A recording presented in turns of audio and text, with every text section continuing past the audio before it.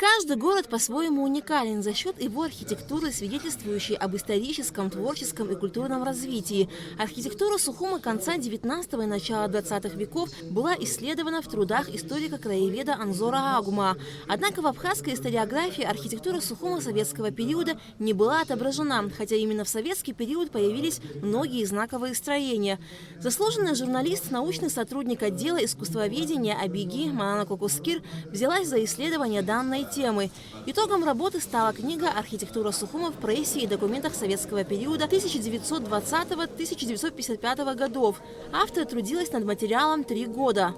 Исключительный интерес в статье представляет история градостроительства города Сухум, выполнена на основе уникальных архивных данных.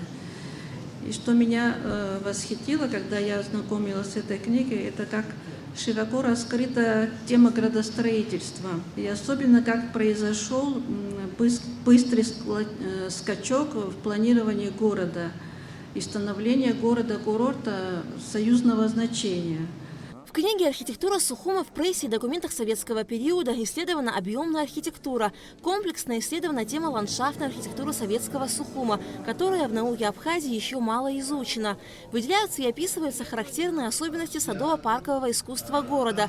Значительное внимание автор уделила строительству новых улиц города, расширению старых улиц. Рассмотрены объекты малой архитектурной формы. В книге также рассматриваются ключевые этапы строительства набережной, колоннады, морских причалов. Потому что это история не только города, это история нашей республики. И в книге очень много об этом сказано. Там материалы и о жизни общества того периода, что невозможно было бы обойти, о культурной жизни города.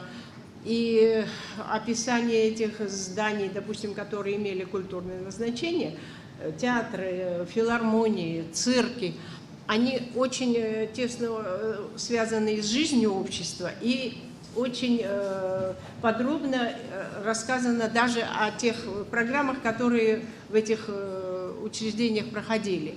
Манана Кокускир излагает этапы истории Абхазии, с которыми гармонично связывает развитие градостроительства в зависимости от влияния политики, экономики и промышленности. В достаточно полном объеме преподносит историю становления города, его планировку, архитектуру, благоустройство.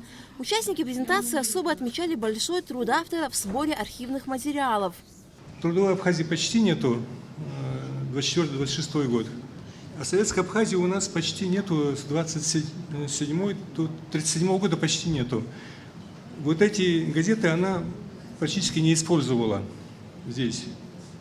Поэтому я лично жду второе издание когда-нибудь. Если мы эти газеты найдем, может быть, Манана сделает второе издание, дополненное. Потому что там очень много материала по многим зданиям, которые не все сюда вошли, к сожалению. Вот, сейчас перечислять не буду, я потом тебе сам скажу отдельно, которые сюда не вошли. И благодаря газетам, я думаю, ты сможешь найти про эти издания тоже. И в будущем, я надеюсь, будет второе дополненное издание. Архитектура Сухума в прессе и документах советского периода издана при поддержке фонда первого президента Абхазии.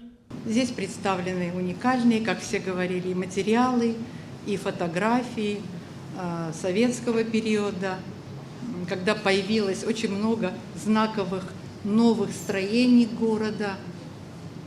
Проведена большая исследовательская работа и по ландшафтной архитектуре, рассказано и о появлении новых улиц в городе. Большое спасибо, Манана, за твой бесценный труд и за твое неравнодушное сердце. Автор книги Манана Кокускир выразила благодарность всем причастным к изданию ее труда. Прежде всего, я благодарна Богу, что дает силы вообще что-то создавать. Это прежде всего. Спасибо этому институту и его директору, что в стенах этого института можно исследовать такие темы. Я бы хотела, чтобы те из вас, кто откроет эту книгу и прочтет ее, получил бы такое же удовольствие, какое получила я, исследуя архитектуру этого великого и вечного города Сухум. Каждый день мы ходим мимо этих великолепных зданий, опустив голову вниз в суете нашей жизни, озабоченные все время проблемами. А красота, она рядом. Просто надо поменять ракурс, поднять голову и увидеть, в каком великолепии мы живем, увидеть эту красоту деталей, общий замысел. Одним словом, увидеть зодчество советской архитектуры. В планах автора продолжить исследование архитектуры Сухума в период с 1955 по 1992 годы.